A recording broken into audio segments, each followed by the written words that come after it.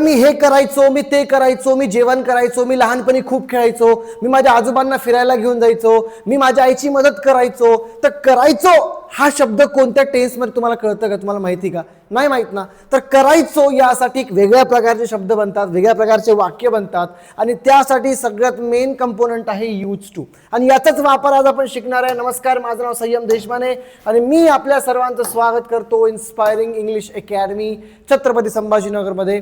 The best academy offline और online in Maharashtra. Online जर का तुम्हाला क्लास करायचे असेल 2 महिन्यामध्ये फक्त basic to advance, free books, free recorded lectures, HD recorded lectures आणि सगळ्यात मोठी गोष्ट आम्ही तुम्हाला स्पीकिंगसाठी प्रॅक्टिस पार्टनरसुद्धा देणार आहोत. तर लवकरात लवकर खाली दिलेल्या नंबरला संपर्क करा आणि तुम्ही आमचे क्लासेस जॉईन करू शकता. ठीक आहे. तर आज आपण शिकणार आहे यूज टू. याचा सगळ्यात जास्त वापर कशा प्रकारे करतात, काय कन्स्ट्रक्शन आहे आणि पॉझिटिव्ह निगेटिव्ह दोन्ही प्रकारचे सेंटेन्स कसे तयार करतात हे बघणार आहे. अजूनपर्यंत जर का चॅनलला सबस्क्राईब केलं नसेल तर लवकरात लवकर चॅनल सबस्क्राईब करा आणि व्हिडिओला लाईक करा आणि शेअर करा आणि सांगा की यार तुम्ही इंग्लिश शिकू शकता या चॅनलच्या माध्यमातून, माझ्या माध्यमातून. ठीक आहे. चलो सगळ्यात पहिले आपण बघूया की याचा वापर कधी करतात. या ठिकाणी सरळ दिलंय की भूतकाळामध्ये एखादी सवय, कृती किंवा स्थिती होती पण ती आता नाहीये. उदाहरणार्थ मी तुम्हाला म्हटलं की मी लहानपणी अभ्यास करायचो, आता मी आता करत नाहीये पण मी लहानपणी करायचो, म्हणजे माझी आताची हॅबिट नाहीये, माझी पहिलेची हॅबिट होती, भूतकाळामधली हॅबिट होती. तर करायचो, खायचो, प्यायचो, उठायचो, बसायचो, झोपायचो. समजलं ना? अशा प्रकारच्या सेंटेन्स किंवा वाक्य बनवण्यासाठी या यूज टूचा वापर आपण करतो. सगळ्यात पहिले बघा, आता कन्स्ट्रक्शन काय समजा. कन्स्ट्रक्शन जोपर्यंत समजत नाही तुम्ही सेंटेन्स बनवू शकणार नाही. आणि सगळ्यात मोठी गोष्ट तुम्हाला प्रॅक्टिससाठी सुद्धा मी तुम्हाला या ठिकाणी सेंटेन्सेस देणार आहे जेणेकरून तुम्ही प्रॅक्टिस करू शकता. आणि मला कमेंटमध्ये कळवा की तुम्हाला व्हिडिओ कसा वाटला आणि चांगल्या प्रकारे समजलं की नाही. ठीक आहे. कन्स्ट्रक्शन बघा, subject plus use to plus base verb म्हणजे वर्बचा पहिला फॉर्म. आता हे यूज टू आहे ना, हे युज्ड, सी यूज हा एक वर्ब आहे बॉस. ठीक आहे, हा एक वर्ब आहे आणि यूज टू म्हणजे करायचो. ठीक आहे. तर हा तुमचा पास्ट टेन्स मधला एक वर्ड आहे, पास्ट टेन्स मधला एक वर्ब आहे, त्याला टू हे प्रत्यय लागलेलं आहे. तर ऑलरेडी या ठिकाणी हे पास्ट टेन्स मधला शब्द यूजचा यूज केलं, त्याच्यामुळे पुढे तुम्हाला पास्ट टेन्स लावायची गरज नाहीये. वर्बचा पहिला फॉर्म तुम्हाला या ठिकाणी यूज करायचा आहे. जर व्हर्ब असेल तर, जर का व्हर्ब नसेल किंवा क्रिया नसेल तर कशा प्रकारचे सेंटेन्स बनवायचे हे सुद्धा मी तुम्हाला सांगेल. ठीक आहे. चला आपण सेंटेन्सेस बघूया की मी रोज सकाळी चालायला जायचो, आता जात नाही बॉस पण जायचो. काय सेंटेन्स आहे? रोज सकाळी चालायला जायचो. I subject use to, I use to, मी जायचो कुठे? Go for a walk. कसाडी सी गो या ठिकाणी व्हर्बचा पहिला फॉर्म आला की गो फॉर अ वॉक. कधी? Every morning. एकदा तुम्ही तुमचा कन्स्ट्रक्शन का सब्जेक्ट आणि हेल्पिंग वर्ब आणि प्लस वर्बचा पहिला फॉर्म तुम्ही टाकला ना, मग त्याच्या पुढच्या गोष्टी ॲज अ ऑब्जेक्ट तुम्ही ऑटोमॅटिकली टाकत जा. आता ते पुढचा पण सेंटेन्स बघूया. पुढे काय? तो रोज वर्तमानपत्र वाचायचा. आता वाचत नाही, आता वेळच नाहीये. पहिले वाचायचा, पहिले एखादं काम करायचा. सब्जेक्ट तो, यूज टू प्लस वर्बचा पहिला form. He use to read. काय? मग पुढचं कंप्लीट करा. The newspaper. कधी? Daily. He use to read the newspaper daily. त्यानंतर बघा, मी लहानपणी खूप कार्टून पाहायचो, आता पाहत नाही, लहानपणी बघायचो. मग कसं येणार की आय यूज टू, मी लहानपणी करायचो. काय? पाहायचो. पाहायची ऍक्शनला आपण वॉच म्हणतो की I use to watch a lot of cartoons, की खूप कार्टून्स इन माय चाइल्डहुड, माझ्या बालपणी. अशा प्रकारे सेंटेन्स तयार करू शकता. मी लहानपणी खूप लाजाळू होतो. आता बघा, आता पुढचे जे सेंटेन्स आहे याच्यामध्ये कुठल्याही प्रकारची ऍक्शन नाहीये. भाई मी वाचायचो, खेळायचो, उठायचो, बसायचो. तुम्ही काय केलं? भाई use to, USED use to plus वर्बचा पहिला फॉर्म केला. ठीक आहे. पण जेव्हा अशी वाक्य ज्याच्यामध्ये क्रियाच नाहीये मग व्हर्ब कसं घेसाल ना? या ठिकाणी व्हर्ब घ्यायचं नाही तुम्हाला.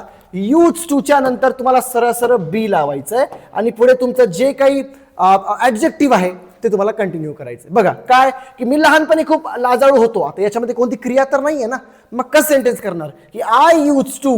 आता असणे, असणे, होतो, होतो, असणे यासाठी तुम्हाला बीचा वापर करायचा. I use to be, I use to be. कसा होतो? लाजाळू, व्हेरी शाय. कधी? लहानपणी, ॲज अ चाइल्ड किंवा इन माय चाइल्डहुड. की I use to be very shy in my childhood किंवा ॲज अ चाइल्ड. ठीक आहे. पुढचा सेंटेन्स बघा, हा रस्ता खूपच अरुंद होता. पहिले होता, आता नाहीये. पहिले हा रस्ता खूप काळ अरुंदच होता. मग कसं म्हणणार? दिस रोड. हे झालं तुमचं सब्जेक्ट. यूज टू आणि मग बी लावा, कारण ऍक्शनच नाही, क्रियाच नाही याच्यामध्ये. So this road use to be कसा, अरुंद, व्हेरी नॅरो, की अरुंद होता भाई. ठीक आहे, आता नाहीये. पुढे सेंटेन्स बघा, तो खूप आळशी असायचा, आता नाहीये.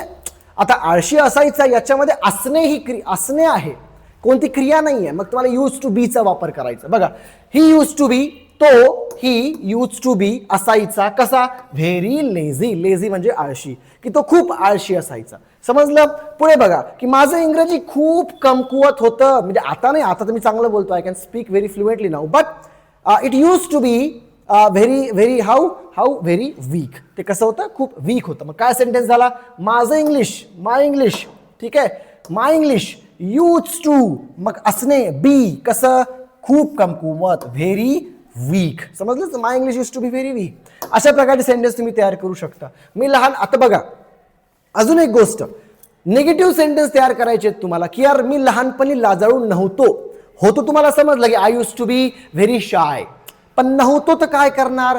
मग सी, एक गोष्ट लक्षात ठेवा, तुम्हाला सांगितलं होतं मी, हे यूज आहे ना, यूज, सॉरी हा यूज हे व्हर्ब आहे, आणि तुम्ही याचा पॉझिटिव्ह करताना यालाच ईडी लावलं, बरोबर की नाही.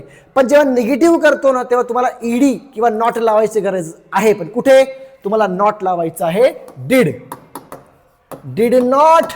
ठीक आहे, आणि हे डिड काय आहे, तर हे डिड आहे तुमच्या past टेन्सचा symbol.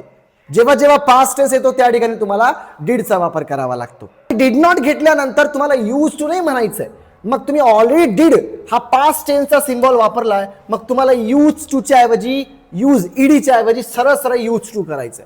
Bye did not use to, करत नव्हतो. काय सेंटेन्स आहे या ठिकाणी, सेंटेन्स दिले बघा.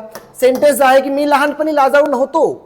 मग आय डिड नॉट, आता डिडंट म्हणा किंवा डिड नॉट म्हणा एकच झालं. I did not, use to नाहीये, ईडी नाही, यूज टू, वर्बचा पहिला form. I did not use to कसा, use to be shy in my childhood.